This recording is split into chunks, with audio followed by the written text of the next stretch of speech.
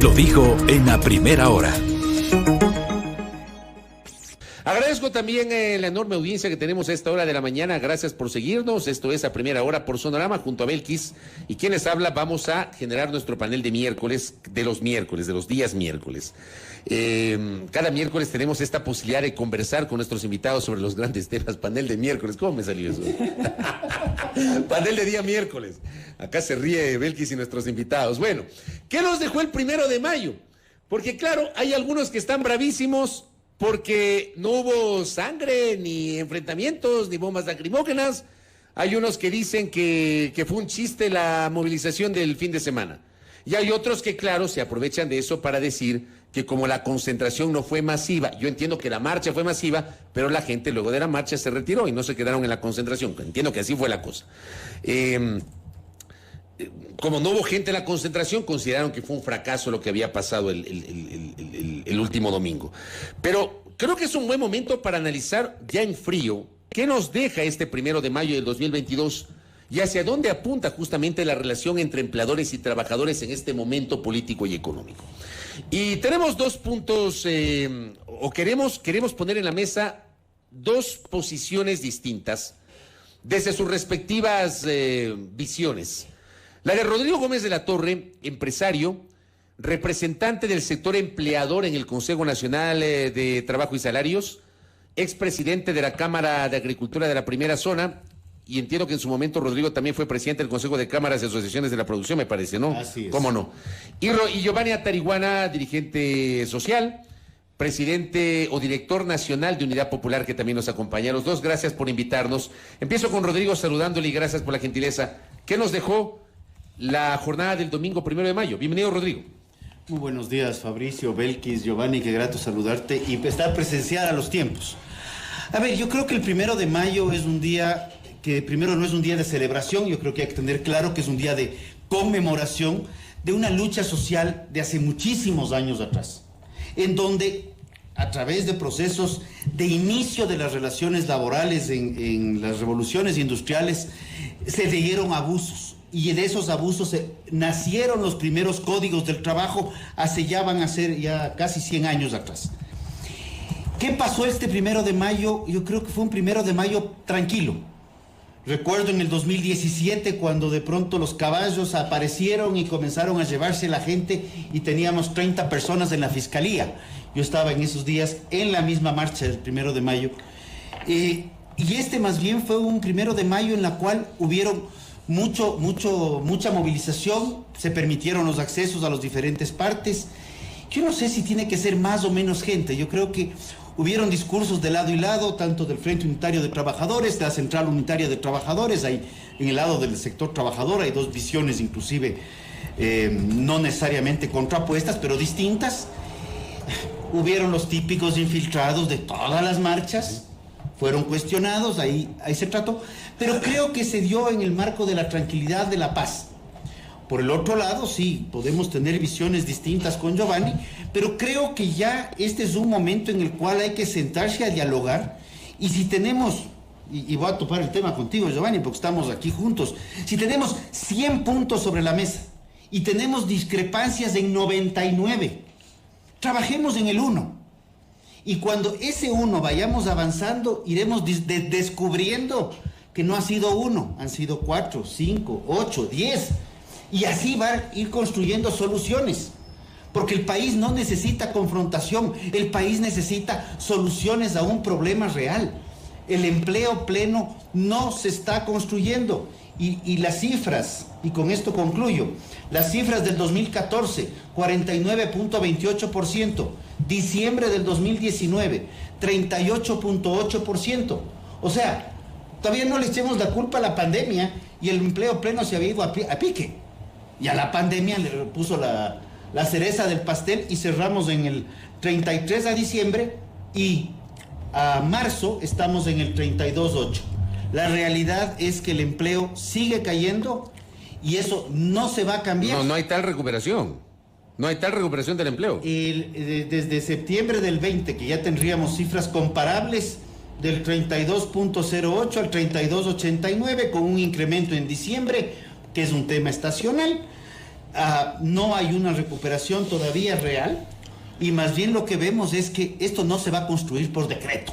Esto se va a construir aterrizando, a darnos cuenta que las realidades laborales de finales de 1800 son sustancialmente distintas a las realidades que tenemos al 2020, 2021, donde el mundo ha cambiado y las tecnologías también obligan a tomar decisiones para adaptarnos a los nuevos tiempos. Correcto, Rodrigo. Gracias. Bienvenido, Giovanni. Buenos días. Misma pregunta. ¿Qué nos dejó este 1 de mayo la movilización que se registró? Y a esto yo agrego un elemento adicional, porque el consejero presidencial Diego Ordóñez dijo que no es más que un ritual donde se gritan consignas. Bienvenido.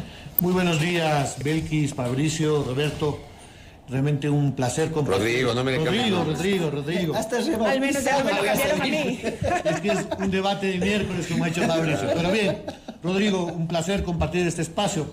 El 1 de mayo, por supuesto que es una fecha universal, donde los trabajadores, hombres y mujeres en el mundo, conmemoran precisamente la reivindicación del elemento fundamental en la producción, que es el trabajo del ser humano. Es el único capaz de transformar la naturaleza y convertirla en riqueza. Y por tanto, conmemora las luchas para tener un trabajo digno, un salario justo y condiciones laborales que permitan la realización plena del ser humano. Por tanto, el 1 de mayo, más allá de que el consejero Ordóñez, que es muy digno para la Asamblea, por supuesto, le vea como un rito, en realidad es una expresión política importante de las clases trabajadoras. Y este 2022 no fue la excepción. Yo diría, luego de la pandemia, esta fue una expresión primero nacional. Yo quiero decir que ha habido movilizaciones en 40 ciudades. 24 de las capitales provinciales tuvieron movilización diversa, de sindicatos, de gremios de artesanos, de maestros, de estudiantes, de pequeños comerciantes, de médicos y enfermeras que han sido despedidas en este contexto, de activistas LGTBI, en el caso de Quito, por ejemplo, de quienes están reclamando la consulta a propósito de la minería en el Chocó andino. Así fue una movilización diversa, multitudinaria, 3 horas y media de recorrido en el centro histórico, efectivamente nos habla de miles de gente, y que obviamente tiene un contenido altamente político, no porque se recita consignas, sino que expresa posiciones. Fue una expresión de protesta, donde diversos sectores se unifican en función del descontento que existe frente a la situación, frente al gobierno que es incapaz de dar solución a los problemas de la gente, que expresa su oposición a las políticas neoliberales del régimen de Guillermo Lasso y que expresó de forma contundente un hartazgo con los políticos en el poder. Yo creo que esto hay que tomarlo muy en cuenta. Entonces, es importante el 1 de mayo porque marcó un antes y un después. Hay un sujeto político que a partir de ahora, quienes están en el Ejecutivo, la Asamblea, en general en el Estado, las fuerzas políticas deben tomar en cuenta, que es el pueblo organizado.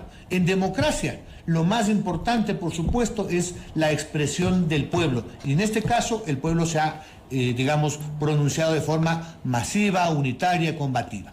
Lamentablemente, yo escuchaba ayer al presidente de la República en su sabatina, que se digo, de los martes. Y vemos que parece que no ha pasado nada. El señor sigue en el estratosfera, está en una burbuja, cree que las cosas van bien cuando el Ecuador parece que se cae a pedazos. Muy bien lo ha dicho Rodrigo, el Ecuador reclama soluciones en todos los ámbitos, económico, social, la inseguridad, no se diga en el tema laboral. Es por eso que el 1 de mayo, creo que en la perspectiva, abre un nuevo escenario donde un actor fundamental, el pueblo organizado, se ha expresado de forma contundente. Correcto. Rodrigo Gómez de la Torre, más allá de las manifestaciones, más allá de que si fue o no multitudinaria la jornada del domingo, si fue o no multitudinaria la concentración en el centro histórico de la capital, vamos a lo de fondo. Usted hacía un diagnóstico sobre la situación del empleo en el Ecuador. ¿Hay un norte? ¿Se ve un norte? ¿Hay una salida? ¿Se advierte que se está preparando una salida? ¿O seguimos debatiendo diagnósticos y no enfrentando soluciones. Rodrigo Gómez de la Torre. Lamentablemente el tema del empleo no es una posición política. El tema del empleo es un derecho interesante puesto y está puesto así en la Constitución, pero el empleo no se crea por decreto, sí se destruye por ley. Y lo demostramos en el año 2015, donde se puso la famosa ley de justicia laboral, como se la llamó, y hemos coincidido con el Frente Unitario de Trabajadores, que debería llamarse la ley de injusticia laboral. Tal vez las visiones del por qué es injusticia son distintas, pero a partir de ese momento se comenzó a destruir empleo. Yo creo que es un momento que hay que tomar decisiones más en lo técnico que en lo político. Y como decía previamente, si no nos damos cuenta que las tecnologías y la tecnificación están presentes, estamos primeramente, ahí sí coincido, en la estratosfera. ¿Por qué? Porque en este momento un desarrollador de páginas web aquí en el Ecuador trabaja, digamos que aquí en el Amazonas y Japón, en el piso de más arriba. Ese señor no está compitiendo con alguien que está trabajando en el sur de Quito o en el norte o en Riobamba. Está compitiendo con alguien que está en la India, que está en el Asia, que está en el África, que está en Europa. Los niveles de competitividad que hay que tener ahora y la dinámica laboral es muy distinta. Antes estábamos pensando que teníamos que ir a la oficina de 9 a 5. Ahora los cafés se han vuelto oficinas. A través de este dispositivo, para los que nos pueden ver en pantalla, los celulares o la computadora, tenemos una oficina que la ponemos en la espalda y nos trasladamos. Y si no fuera por problemas de inseguridad, tendríamos mucha gente sentada en parques donde hay wifi, trabajando, sin necesidad de estar esperando llegar a una oficina o cumplir con un horario específico. Entonces, ese tipo de situaciones reales hay que darnos cuenta. Y me sorprende que todavía no las estemos evidenciando tan drásticamente cuando la pandemia, porque yo hice referencia al 2019 también en cifras laborales, pero la pandemia nos cambió la vida completamente, nos enseñó el teletrabajo y nos recordó algo que tiene más de 100 años, cuando Charles Darwin hablaba de que la especie más fuerte no es la especie que sobrevive no necesariamente es la más fuerte, sino la que mayor capacidad tiene de adaptación. Nosotros que tenemos un código absolutamente rígido que no permite la adaptación, y eso de ahí no se resuelve con contratos laborales diferenciados. El maestro vespertino, el maestro matutino, el maestro para la jornada nocturna. Perdón, señores, no. Necesitamos tener jornadas que nos permitan ampliar la visión y permitir adaptarnos a las realidades, en vez de creer que a través de una norma jurídica, de la cual en la Asamblea hay cerca de 40, vamos a construir realidades. Pero yo le pregunto, Rodrigo, rápidamente, ¿estamos listos para adaptar la legislación a estas nuevas modalidades contractuales, digamos, sin caer en precarización? Porque es la principal preocupación que existe. A ver, la palabra precarización yo les invito a buscar en el diccionario. Precarización es una cosa, flexibilización es otra, ¿ya? Aunque les queramos mezclar conceptos. Yo le hago la pregunta, la contrapregunta. ¿Estábamos listos para el 16 de marzo del 2020 entrar a un confinamiento que nos duró casi un año y poder seguir con actividades no normales, pero adaptar las radios, las formas de comunicación, adaptar las formas de educación? ¿Estábamos listos para todo eso? No estábamos listos. Sin embargo, tuvimos que hacerlo porque el mundo nos llevó a eso. Sí, pero laboralmente se adoptaron medidas a nivel de empresas y demás, y medidas que no se han eliminado. Por ejemplo, sigue habiendo trabajadores que siguen percibiendo menos de su salario como debería. ¿Y quiere que le cuente algo? Esas normas no fueron de la ley humanitaria. Esas normas estaban vigentes en el Código del Trabajo, que se implementaron y se aprobaron en la ley de llamadas de seguro. No. La de justicia laboral destruyó empleo en el 2015. La del 2016, el gobierno desesperadamente buscó mecanismos de contratos extendidos, jornadas reducidas, seguro de desempleo. Todo eso estaba vigente. En el 2016 se aprobó esto. ¿Por qué? Y veamos, olvidémonos del Ecuador un rato. Vámonos a Inglaterra. Inglaterra acaba de aprobar el sábado como día de trabajo. Bélgica Bélgica copió, yo creo que copió, a través de una norma que se aprobó en el 2019 en el Consejo Nacional del Trabajo. Bélgica plantea que la jornada laboral de 40 horas puede ser redistribuida en menos días, hasta 10 horas diarias, 40 horas en 4 días, o ampliada. Eso se llama, o algunos le van a llamar flexibilización, no sé si esa es la palabra, Giovanni Tarihuana. Por supuesto que cuando se trata de reformas, de regresiones, se busca términos eufemísticos para disfrazar la realidad. La flexibilización no es otra cosa a la hora del té, en precarización. Porque estamos de acuerdo, Rodrigo, hay que darle cuenta de los nuevos fenómenos tecnológicos, de telecomunicaciones, los horarios, las formas de producir. En eso estamos plenamente de acuerdo, ¿no? Y creo que en general los obreros plantean estar siempre a la vanguardia. Lo que no se puede permitir, y eso es no solamente técnico, sino político, es que a título de enfrentar los cambios, efectivamente se afecte lo que tú has dicho, el derecho al trabajo. El trabajo efectivamente plantea el que el trabajador, hombre o mujer, pueda tener los elementos suficientes en condiciones adecuadas para llevar el pan a su hogar y tener una vida digna. Entonces, varios de los derechos sindicales en el mundo, como por ejemplo el pago de horas extras, el pago de horas suplementarias, tienen que ver con la jornada laboral, tienen que ver con el derecho que tienen los seres humanos de compartir con su familia, de establecer jornadas que no pueden ser indefinidas, como por ejemplo en la propuesta original que presentó el gobierno, la famosa mega ley en octubre del año pasado. La ley de creación de oportunidades, sí, que no fue calificada por el CAL, ¿eso se refiere? Precisamente, ¿no es cierto? Donde había cosas tan aberrantes como decir que si el empleado era despedido, tenía que indemnizar al patrón. Esa es la concepción de los cambios que plantea el gobierno y los empresarios. Por supuesto que iba a haber conflicto. Podemos y debemos dialogar, por supuesto, para crear condiciones en donde efectivamente quienes son parte de la producción, trabajadores que generan la riqueza, el empresario que invierte, puedan tener efectivamente un ganar y ganar. Pero si vemos solamente desde el lado de que entonces, que bueno, somos los empresarios, les damos el empleo y a buena hora que tengan, como dice el presidente de la República, con que gane más de 25, doña, ¿cómo se llamaba la señora del suburbio que decía el presidente de la República? No, queremos empleo pleno. Y el concepto de empleo pleno, Rodrigo me dirá si no es así, se plantea que tenga al menos el salario básico unificado y que tenga 40 horas de trabajo. Lorenza me recuerda. Lorenza. Yo quiero plantearte algo. 40 horas de trabajo, ya. La hora extra es una cosa que debe ser validada entre trabajador y empleador y por el inspector del trabajo. Así determina el código actual, ¿ya? Pero la hora extra no es un derecho, es un adicional. Y yo te planteo otra cosa. No nos excedamos de las 40 horas, que nunca se ha planteado, por cierto. Lo que hemos planteado es que se cambie la jornada, que en vez de ser de 5 días pueda ser de 4.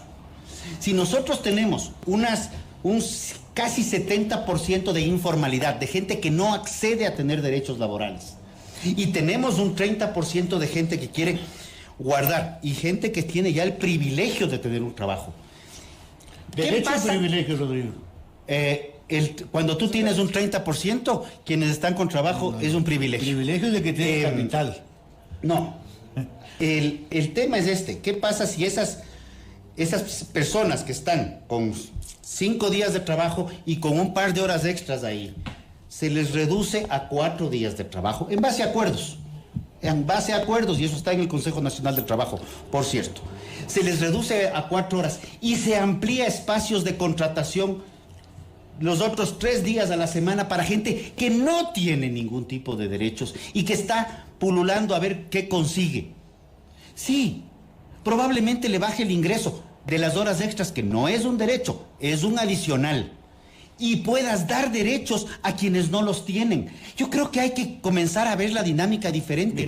Y no estemos hablando de salir de las 40 horas. Mira, Rodrigo, yo creo que hay que mirar el tema. Vuelvo a insistir, no es que el empresario de manera generosa está otorgando, está dando una limosna. Entonces, a buena hora, acéptame las horas extras, acéptame la rebaja del salario. Acabamos de ver las cifras respecto a la famosa ley humanitaria, que de humanitaria no tuvo nada, que permitió que cientos de miles de trabajadores, en acuerdo, entre comillas, vean reducidos sus salarios de manera significativa. Y ya ha pasado ya más de 2 años y obviamente esos cientos de miles de trabajadores mantienen las mismas condiciones. Entonces, cuando hablamos de relaciones entre patrono y trabajadores, no hablamos de relaciones equitativas. Quien tiene el poder, quien tiene el capital, quien tiene el privilegio, siempre va a ser, en este caso, el empleador. Primera cosa. Segundo, vamos a ver el tema del empleo. Yo estoy de acuerdo que no hay tal reactivación, Fabricio, porque el presidente se llena la boca diciendo que hay más de 350.000 nuevos empleos. ¿Existe o no existe esa cifra? No existe esa cifra. Veamos qué dice el IES. Cuando hablamos de empleo pleno, hablamos de salario básico mínimo y hablamos de 40 horas laborales y afiliación al seguro. En el periodo de mayo... O sea, hablar de empleo pleno es con los beneficios de ley, al menos el salario básico y los beneficios de ley. Por supuesto. Estamos hablando, no superan las 100.000 afiliaciones y que tienen que ver con el rebote lógico apenas de la pandemia. ¿Qué es lo que pasa? Yo estoy de acuerdo con Rodrigo cuando dice, no, las leyes o los decretos no generan empleo por sí, pero la política pública sí debería hacerlo. Y tenemos un gobierno que no sabe para dónde va, está encapsulado, está obsesionado con las políticas neoliberales en todos los planos, económico, de austeridad. No hay inversión pública, Fabricio. En 4 meses, el gobierno ha invertido, creo que 67 millones de dólares en inversión, en obras. Sí, no hay obras que permitan la contratación de trabajadores, ¿no es cierto? Hay otra promesa incumplida. Ahí podemos ponernos de acuerdo con los pequeños, medianos empresarios, también con los grandes. Es decir, un elemento fundamental para la estimulación de la producción, ¿cuál debería ser? Que la tasa de interés de la banca privada baje, Fabricio. O sea, estamos hablando, como gran cosa, bajó creo que de 12% a 11.8%. El crédito productivo que llama el segmento de la banca privada. Estamos hablando de una tasa de interés que se le cobra al mediano y pequeño productor, que tiene que ver 4 veces el costo de la inflación. O sea, ¿cómo, si no hay alivio económico para que estos negocios puedan invertir? Efectivamente, ¿de qué hablamos? El gobierno decía ayer, el presidente Lasso, gran cosa, han entregado 17.000 créditos, dijo ayer, a propósito del 1 a 30 años plazo. Interesante, pero una gota no llena el océano. Estamos hablando... ¿Puede ser un punto de partida o no? Ah, sí, pues, pero ¿cuánto fue el ofrecimiento? Estamos hablando de 900.000 unidades productivas a nivel agrícola. Estamos hablando casi de 1 millón de microempresarios. Entonces, si no hay crédito en la banca estatal, en condiciones adecuadas, y no hay la voluntad política del régimen del banquero de hablar con sus colegas y establecer tasas de interés racionales, efectivamente estamos hablando de políticas públicas en las cuales, por supuesto, el país debe unificarse. Y no nos digan que el presidente no tiene condiciones. Él tiene mayoría en la Junta de Regulación Monetaria. Son sus representantes. El tema es que carece de política pública. Vamos a ver el tema agropecuario. Acaba de nombrar nuevo ministro de Agricultura, el señor Manzano. ¿A quién representa Manzano? Representa a los exportadores del banano. Álvaro Noboa, sus vinculaciones son absolutamente claras y ahí están esperando los agricultores medianos, pequeños y grandes políticas públicas. Correcto. ¿Por qué no hay un subsidio a la urea, por ejemplo? El tema de los lecheros, el tema de los productores de banano. Acaba de darse una importación, entiendo yo, de 50.000 toneladas de maíz. Están quebrando la producción nacional. Entonces, hablamos de política pública. Correcto, Rodrigo. Justamente a partir de estas reflexiones, ¿qué está pasando con la política pública para la generación de empleo en este gobierno próximo ya? Estamos a nada de que cumpla su primer año. A ver, yo creo que el Ecuador lamentablemente carece de políticas públicas. El Ecuador mantiene políticas que ni siquiera puedo decir que sean políticas de gobierno. Son políticas de funcionario. Doy ejemplos. Cojamos el gobierno del personaje que duró 10 años. 4 políticas agropecuarias. Ninguna coherente con la siguiente. 7 políticas industriales dentro del mismo gobierno. Una política pública es algo que trasciende los gobiernos. Y precisamente el ministro Manzano, no tengo el gusto de conocerlo, conozco su currículum. Y si trabajó para un grupo u otro, qué bueno que lo haya hecho, porque todos tienen derecho al trabajo. O sea, seamos francos. Pero tiene el conocimiento y tiene la experiencia, esperemos que se rodee. Y para tener política yo creo que uno de los mejores documentos, y no es por defender a ese gobierno ni al ministro que participó en la elaboración en política agraria, es la política que se publicó a finales del gobierno pasado, con Javier Lasso como ministro. Con Javier Lasso como ministro. Es una de las mejores políticas agropecuarias que han nacido. ¿Por qué? Primero, porque no es una política asistencialista. El Ministerio de Agricultura no es una entidad de beneficencia. El Ministerio de Agricultura es una entidad que debe ser de carácter técnico, que debe articular, ya que están los dos en la misma Amazonas, entre el Amazonas y Eloy Alfaro y el Amazonas y Pereira, de la mano con el Ministerio de la Producción, para ver cuáles son las demandas y las exigencias de los consumidores, tanto nacionales como internacionales, para en función de eso ver qué se debe producir y cómo se debe producir. Hablamos de que el tema del maíz, son 35,000 toneladas que están importando en total. Históricamente se importan 60,000 para cubrir un déficit que existe, no es un tema extraño, es un tema que se ha vuelto político. Ese es el cuento. Todo se ha vuelto político. Ahorita acaba de subir en algo algunas marcas el precio de la leche a consumidor final. Pero ojo, no se había subido desde el 2013. Y los productores ahorcados porque la urea y los fertilizantes no se elaboran en Ecuador. Porque primero la refinería, que solamente uno la ve, no funciona. Para tener una refinería para elaboración de urea necesitamos volúmenes y no tenemos los volúmenes adecuados aquí para justificar las inversiones. Ahí son temas que hay que ir también aterrizando. No es político, es técnico. Y necesitamos que haya acuerdos y si los países, Rusia y China, principales productores mundiales de urea, el año pasado, antes de la guerra, tomaron la decisión que la gran mayoría de su producción iba a quedarse para consumo nacional en Rusia y China, ya los incrementos internacionales de la urea y fertilizantes se dieron entre julio y enero, en más del 100%. Entonces, más bien hay que buscar alternativas, y hablamos de las alternativas orgánicas desde hace años, pero no estamos aterrizando, porque caemos nuevamente en qué es lo políticamente vendible esta semana. Y nos pasamos hablando del sector avícola todo el día, porque hablamos de huevos todo el día, cuando deberíamos sentarnos a dialogar y buscarle soluciones al tema. El día de hoy comencé diciendo algo. Si con Giovanni tenemos 100 puntos sobre la mesa y estamos de acuerdo en uno, ya estamos de acuerdo, ya en un par de cosas. Hay gente que está en la estratosfera, ya es un punto de acuerdo. Segundo, que las leyes no crean empleo directamente, estamos de acuerdo. Pero de las tasas de interés que también, bajen las tasas de interés, pero también reconozcamos cuál es el concierto mundial para conseguir fondos. Y justamente estaba abriendo. Ecuador, 797 puntos básicos de riesgo país. Bajó de 1.200 a 700 con este gobierno. Lo reconozco, y este año no se ha movido por los 750, 805, por ahí. Perú, que está en unas condiciones políticas complejas, no solamente con el presidente actual, sino con los 3 presidentes anteriores. Está ahorita en el punto más alto, en 194. Esto también refleja cuál es el costo del dinero para los países. Ahora, el tema es que si la memoria no me es infiel, Rodrigo y Giovanni, Belkis, amigos y amigas, le pregunto rápidamente a Rodrigo. Yo me acuerdo que anunciaron un acuerdo entre empleadores, trabajadores y gobierno, creo que fue en marzo, abril del 2019, ¿fue? En marzo del 2019 se anunció un acuerdo en base a 3 puntos. Eliminación del 35% del trabajo ocasional, cambios en las jornadas laborales, precisamente redistribución de las 40 horas.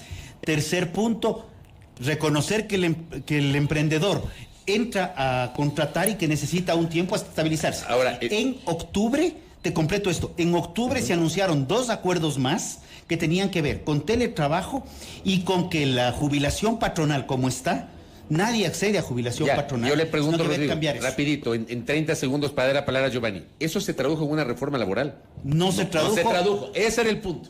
Ese es el problema. Pero ahí ya depende también del gobierno de turno. Por supuesto, es que ese es el tema. Yo tenía en el radar más o menos estos escenarios sobre todo el episodio de marzo-abril de 2019, porque además allí se discutió la representación de los trabajadores en el Consejo. Y curiosamente en esa representación estaba el delegado del Frente Unitario de Trabajadores, que como ellos, como Frente Unitario, no pueden participar porque no tienen personería jurídica. Entonces ellos envían un delegado. Al delegado que enviaron fue a Edgar Zarango. Y cuando Edgar Zarango, entendiendo la dinámica y la discusión que tuvimos en el seno del Consejo... Edgar Zarango se peleó con el FUT. Más bien, el FUT se peleó con Edgar Zarango. Pero porque el FUT tiene una capacidad... El FUT tiene una capacidad maravillosa de estar en contra de los que están en contra de los que están a favor y en contra por un acaso. Eso me permite preguntarle a Giovanni si él está en contra de los que están en contra, está a favor de los que están a favor. Giovanni Tarihuana, tenga la bondad. Siempre a favor de la vida y los derechos, Fabricio.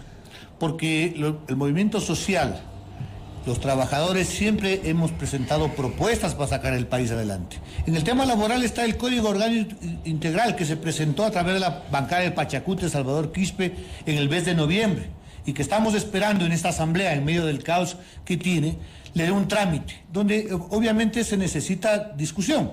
El gobierno ha llamado a una mesa de diálogo y el gobierno insiste en tener dos códigos paralelos, es decir, uno con todos los derechos del código actual y otro para ciudadanos de segunda, pues, que como les vamos a dar graciosamente el privilegio de ser trabajadores, van a tener menos derechos. Entonces ahí hay un punto insalvable, porque desde el punto de vista del Frente Unitario de los Trabajadores debe haber una sola ley que cubra efectivamente las relaciones obrero-patronales y no se puede legislar hacia atrás, por una parte.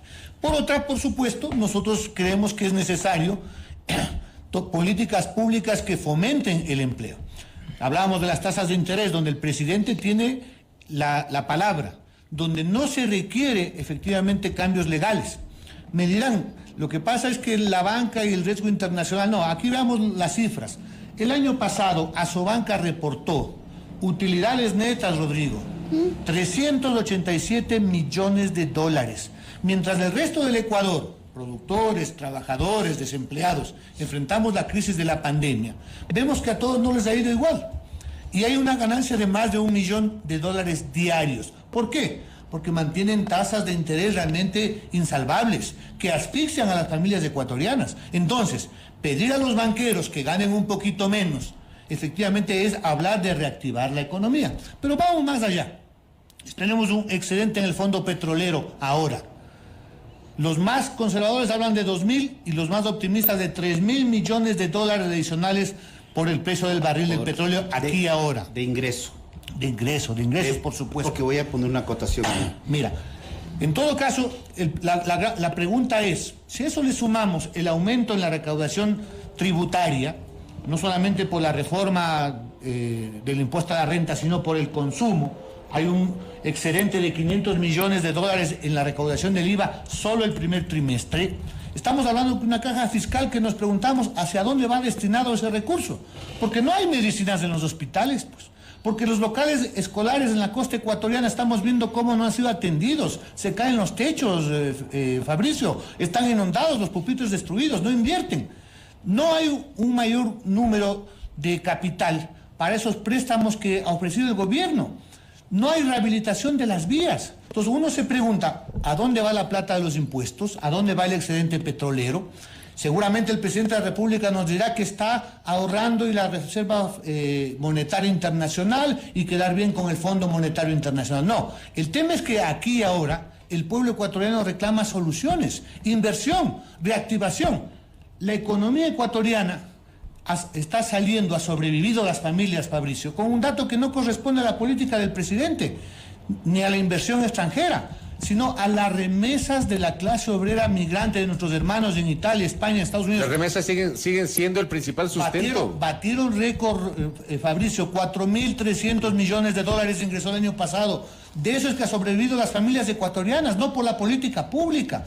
Entonces, se requiere una política totalmente distinta por parte del gobierno. Pero claro, tenemos un gobierno que suelto de huesos dice, voy a Montevideo, voy a importar leche, voy a importar vacas. Y que luego fue sacado de contexto, dijo. Y se echa para atrás. Ya se retractó, es un error que yo creo que pasa a todos.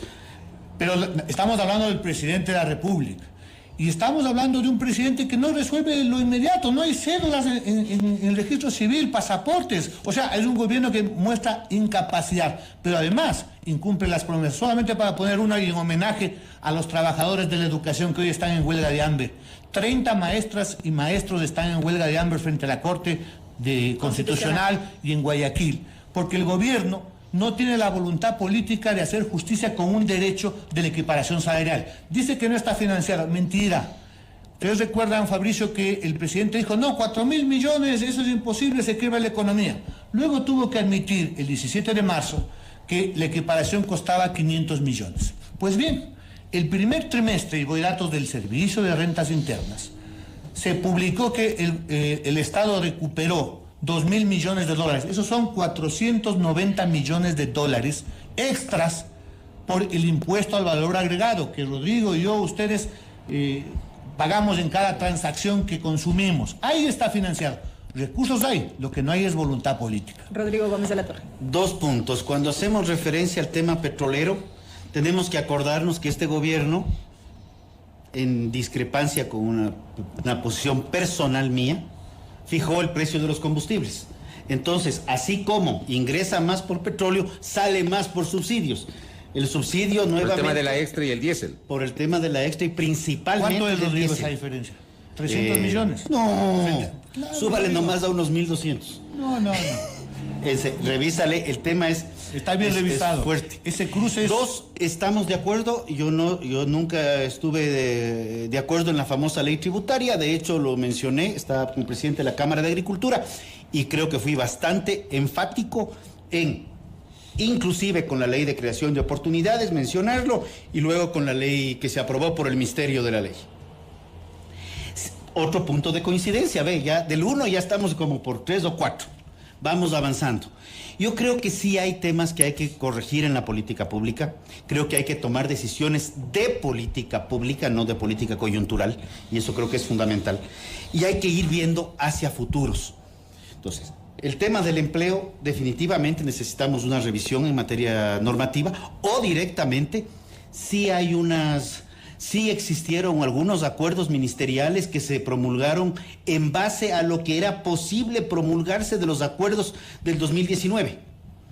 El tema de la jubilación patronal necesita una reforma de ley. Eso no se puede hablar. El tema del 35% requiere una reforma de ley. No se puede hacer. Pero otros temas sí están vigentes y tal vez han sido mal difundidos. Necesitamos generar soluciones de empleabilidad de manera urgente. Necesitamos bajar trámites en el Ministerio del Trabajo también, porque también los trámites para aprobar un reglamento interno, para aprobar jornadas especiales y cosas por el estilo, están tomando mucho tiempo o están dándole muchas vueltas. Y la tramitología es uno de los ejes que se viene diciendo que se quiere combatir a través, inclusive tenemos una ley que se aprobó en el 17, si no me falla la memoria, en que se decía justamente la ley de eficiencia de trámites públicos, ni sé qué vaina. Ahí sigue durmiendo el sueño de los justos, sin reglamento. Tenemos ahora el decreto 68 para reducción de trámites y todavía no vemos la reducción de trámites. Son temas que elevan costos de producción. Y yo creo que ahí hay que ir trabajando de la mano. Y vamos a tener diferencias en algún momento. Y el tema de los maestros sí requiere, lamentablemente, la Constitución aprobada en el año 2008, sí dice que tiene que haber un dictamen un informe físico con firma del ministro de Finanzas que diga sobre la factibilidad presupuestaria. Yo, por ejemplo, tengo una duda, perdón, Rodrigo, sí. Giovanni, y yo no sé si la Asamblea, y esta duda planteo desde mi total ignorancia, yo no sé si cuando la Asamblea aprobó este proyecto de reformas, lo hizo en consenso con el Ejecutivo. O sea, digo, no es que la Asamblea puede aprobar un proyecto de reformas que implique una equiparación salarial que puede ser muy justa, y estoy de acuerdo con el tema de justicia, pero se necesita obviamente la certificación presupuestaria. Yo no sé si la Asamblea lo hizo, Giovanni. Mira, el proyecto original se aprobó al final del gobierno anterior, con los votos del partido del presidente, con varios de los ministros que luego cuestionaron dando su voto, seguramente por demagogia. Luego el propio presidente, a través de terceros, presentó la demanda de inconstitucionalidad. Hubo una huelga de hambre igual en el año pasado. Y la Corte ratificó que la ley era constitucional y dejó suspendidas 2 artículos, precisamente en el tema de la equiparación salarial. Y la Corte mandó al Ejecutivo y a la Asamblea a corregir y buscar las fuentes de financiamiento. No dice la Corte que no es justa, que es inconstitucional, que busquen la fuente de financiamiento. La Asamblea requiere del Ministerio de Finanzas, de don Simón Cueva, precisamente los informes en esos 6 meses que tuvieron. ¿Qué responde Simón Cueva? Diciendo lo que luego también estuvo en boca del presidente, que no, que son 4.000 millones de dólares, que no existen, que es discriminatorio para el resto del sector público y que no hay fondos, simplemente aquello. Ahí quien incumple es el gobierno nacional porque no tiene la voluntad política. Pese a que en campaña, Guillermo Lasso se llenó la boca diciendo que iba a equiparar el salario a los maestros y maestras, a diferencia de Rafael Correa.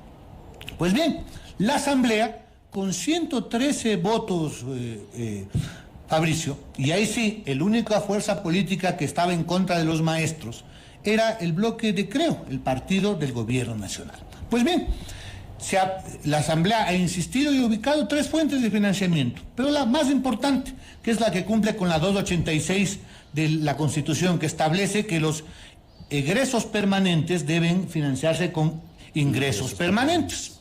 Y se establece que va a haber un aumento en la recaudación tributaria, que es lo que ahora está en manos de la Corte Constitucional. Nosotros como Unidad Popular hemos presentado un amicus curiae, porque las cosas son absolutamente claras. Si la recaudación del IVA en el primer trimestre tiene 500 millones de dólares adicionales. Con eso se hubiese podido financiar. Adicionales, estamos hablando de ¿qué? De 2.000 millones adicionales en el conjunto del año. Pero solo con el primer trimestre ya tenemos ingresos permanentes, esos son los impuestos, para financiar no solamente el tema de los maestros, cuyo impacto fiscal son 500 millones precisamente, sino que tienes para tener otro tipo de cosas en el sistema público. Si es tan fácil, ¿por qué no lo hacen? Le pregunto yo. Porque no tiene la voluntad política. ¿Es voluntad o esa, y esa plata a dónde se va? Esa es la pregunta, pues. Ustedes no saben. ¿Cierto? Esa es la pregunta, y tendrá que decirnos el presidente de la República. Si no es prioridad la educación, porque hablar de buenos salarios para los maestros, hablamos de calidad educativa, algo en que nadie puede atreverse a plantear que sea injusto que los maestros tengan un salario digno. No se invierte en las escuelas, no hay medicinas en los hospitales, no hay reactivación productiva. La pregunta sigue siendo esa: ¿a dónde se va la plata que entra a la caja fiscal? En este caso, reitero, es fruto del rebote económico, de que los hogares han logrado comenzar a consumir más. Por eso hablamos de una recaudación tan grande en el primer trimestre, y no es estacional, ¿no es cierto? Y creo que es importante lo que Rodrigo Gómez de la Torre. Es un rebote económico. Todavía no estamos hablando de crecimiento económico. El rebote es lo que está pasando, lo que se esperaba que pase en empleo. O sea, salimos de una situación de empleo extremadamente grave, y la medición, lamentablemente, la medición del INEC en la encuesta telefónica que se llamó, no es representativo, que hablábamos del 16.72% en la encuesta de mayo-junio del 20. Y claro, lo que luego vimos en el 32% fue lo que más o menos se pudo estabilizar y sostener esos empleos. Y se espera que la economía regrese a estar en los estándares del 2019 recién para el 2024. Y a mí hay algo que me tiene intrigado, y esto de aquí, en algún momento quiero conversarlo con el SRI. Cuando nosotros vemos recaudaciones, nosotros vemos dólares. Mi pregunta es, y voy a coger ejemplos, si quieren celulares o litros, no, litros de leche no tienen IVA. Huevos. Es que el litro de leche los huevos tampoco tienen IVA. Ah, ya. Pero, ¿cuánto se ha vendido más en volumen? Porque hemos vivido un proceso inflacionario real, a través de una inflación inclusive, no solamente es en el Ecuador, es mundial. ¿Cuánto se está vendiendo más en general? Porque también hay mucha gente, y qué bueno, y aquí sí podemos discrepar, qué bueno que la banca tenga reservas, porque esas reservas que tiene la banca significa que la gente confía en la banca y que decide poner lo mucho o poco que tiene en la banca privada y no ponerlo en el colchón bank como tuvimos otros años atrás, porque eso también hay que reconocer. Y esa banca sí nos preocupa que no esté prestando más allá de la tasa. Inclusive más allá de la tasa no esté prestando más, porque en el caso del sector agrario sí se está yendo todavía muchísimo del crédito a través de Chulco. Y el Chulco no estamos hablando, y Donazas y ¿cómo ya no me acuerdo cómo don se llaman Marquito los y otros don dos. Dieguito. Don Claro. Marquito y don Dieguito. Y ahí hay El uno plata que Bitmona se y está- otro Renacer. Ahí está, ahí hay plata que se está moviendo y que queremos saber dónde está. Y sí, yo también aquí, otro punto de coincidencia. A mí también me encantaría que las cuentas nacionales estén completa y absolutamente transparentes, porque la transparencia es la vacuna contra la corrupción. Rodrigo, le voy a leer un mensaje que nos escribe el oyente. Le voy a leer tal cual, Rodrigo. Tal cual. Ok, ahí me escribí. Es una pena escuchar a Rodrigo Gómez de la Torre, hombre inteligente, expresar que el tener un trabajo es un privilegio. Siendo un derecho, está claro que todos los sectores, Estado, empresarios y trabajadores no han tenido la capacidad de generar acuerdos que permitan construir soluciones para el incremento del empleo. Pero decir que el empleo es un privilegio es un error. ¿Qué le parece a usted este mensaje, Rodrigo? Curiosamente, voy a colgar en el TL de Sonorama del día de hoy una entrevista de hace 3 semanas en que precisamente fue el periodista con el que yo estaba, me dijo: Rodrigo, quienes tenemos un empleo somos privilegiados. Solamente para dejarlo ahí. Hablando de sí es un tema que quiero dejarlo en claro. No es que es un tema de que se considere un privilegio. Es que la situación en el Ecuador está llevándonos a que cada vez hay menos gente que tenga empleo y cada vez tenemos más problemas para generar contratación. Si, por ejemplo, el caso de los emprendedores, un país que tiene mucho emprendimiento, sea por innovación o sea por necesidad, son 2 tipos de emprendimiento diferentes y ahí creo que hay que entenderlos. Estos emprendedores que arriesgan plata, patrimonio, piden plata prestada, sea a la banca, a la cooperativa o al chulco o al vecino, ¿ya? Pudieran contratar gente sin tener un dogal que a los 3 meses tengan una estabilidad laboral del contratado por 3 años. El emprendimiento no llega muchas veces a durar 2 años, al año y medio cierra, al año y medio quiebra. Y esta persona se queda endeudada, arriesgó patrimonio y además le cae una demanda laboral. Ese tipo de regulaciones lo único que hicieron frenaron la contratación. Y esos emprendedores, la gran mayoría de ecuatorianos que quieren emprender, están embarcados en este tipo de situaciones y la autoprecarización que tienen ellos. Porque para sostener esos emprendimientos no trabajan 8 horas diarias. Están trabajando por sus familias, están trabajando 16, 18 horas diarias para ver cómo salen adelante, sea con comida, que es el mayor de los emprendimientos, o con cualquier otra cosa. Entonces, el tema me comprometo en el transcurso de la mañana, salgo de aquí seguro. corriendo a 2 reuniones, Correcto. pero coloco ahí. Rodrigo, rápidamente, Giovanni, así como nuestros oyentes han cuestionado a Rodrigo Gómez de la Torre, también lo han hecho con Giovanni Atarihuana. Sostienen que al final del día ustedes apoyaron al candidato Lasso y ahora se muestran arrepentidos. ¿Qué responde? Para nada, nosotros llamamos a votar nulo porque el candidato indígena y popular, Yacu Pérez, fue sacado con fraude de la segunda vuelta. Y en todo caso, cualquiera que esté en la presidencia de la República debe cumplir con el mandante, con el pueblo ecuatoriano.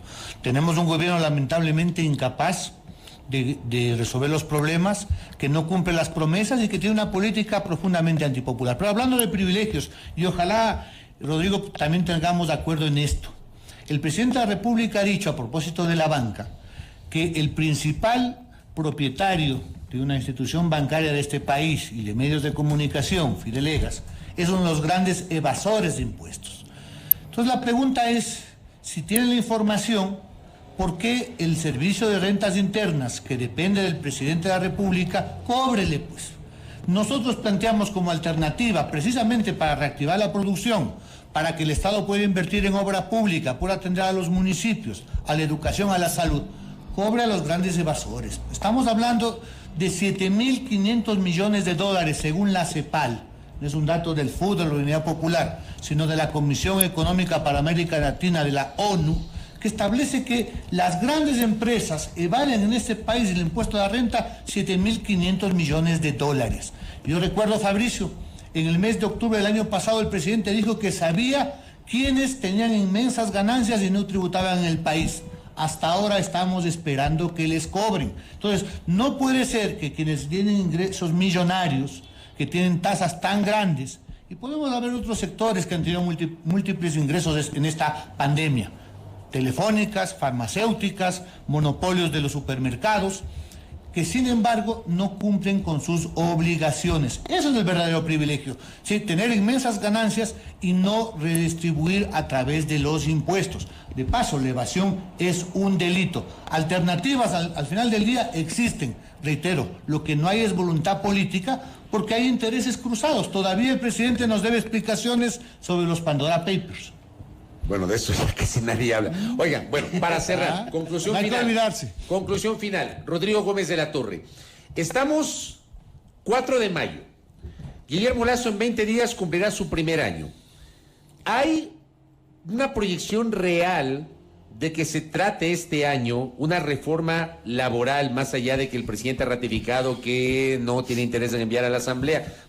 Yo creo que al final va a tener que enviar algo a la Asamblea, pero yo no sé si hay la voluntad para hacerlo. ¿Cómo le ve el tema de la reforma laboral para cerrar, por favor? A ver, creo que la ley de creación de oportunidades enviaron un par de artículos completamente disparatados, como fueron, me parece que el 70 y el 72 o 75, los números, que era justamente lo que mencionaba Giovanni. El Ecuador requiere de un pragmatismo laboral real, y yo creo que el presidente va a enviar algo a la Asamblea. Sí lamento, y se lo he dicho al ministro de Trabajo en una conversación más de amigos, nos conocemos muchísimos años, es que lamentamos que las conversaciones sean excluyentes y el consejero presidencial se reúna exclusivamente con el Frente Unitario de Trabajadores, cuando hay otros actores en la economía, desde el mismo lado de los empleadores, que de vez en cuando, aunque sea, nos convoquen. Hay otras centrales sindicales que tampoco están convocadas. Se requiere diálogo, se requiere acuerdos, se requiere buscar soluciones a los problemas y eso no las va a construir un solo gobierno o un solo lado de la visión, sea de trabajadores o sea de empleadores. Es sentarnos todos en la mesa, discutir en qué acordamos, en qué no acordamos, avanzar en los acuerdos y luego seguir viendo cómo destrabar los no acuerdos por el momento. Giovanni Tarihuana, en el mismo contexto, ¿expectativas reales o no? A ver, con el gobierno muy pocas expectativas, porque tenemos un gobierno, reitero, obsesionado con la política del Fondo Monetario, y eso implica flexibilización, que es precarización laboral, implica privatizaciones, implica ajuste en lo social. Y en la Asamblea también muy poco. Está ahí y los trabajadores han cumplido presentando una propuesta de código orgánico integral. Por supuesto que necesitamos actualizar el código, pero para avanzar, para ubicar las relaciones actuales modernas, pero manteniendo el tema de los derechos. El principal factor de la producción es el trabajo del ser humano. Si queremos una economía sana, que haya reactivación, la población debe recuperar capacidad adquisitiva. Mucho se dice que en Ecuador tenemos uno de los salarios básicos más altos de la región. Lo que dejan de decir es que tenemos la canasta básica más alta también de la región en dólares. Entonces se requiere para una economía sana trabajo, pero con salarios dignos y condiciones laborales adecuadas. Correcto. Giovanni Tarihuana, gracias por el tiempo. Rodrigo Gómez de la Torre, gracias. Gracias. Interesante contrapunto, pero sobre todo saludo, por un lado, la apertura y el respeto mutuo más allá de las diferencias, porque está claro que tienen diferencias de visiones. Al final, en medio de esas diferencias hay que buscar consensos. Gracias a nuestros invitados, Giovanni Tarihuana, director de Unidad Popular, y Rodrigo Gómez de la Torre, dirigente empresarial, y quien es el representante de los empleadores ante el Consejo Nacional de Trabajo y Salarios, hablando sobre qué nos dejó este 1 de mayo, hacia dónde justamente apunta la política en materia laboral del gobierno del presidente Lasso. 8 de la mañana con 2 minutos en A Primera Hora. Primera Plana. Todas las noticias, todas las voces.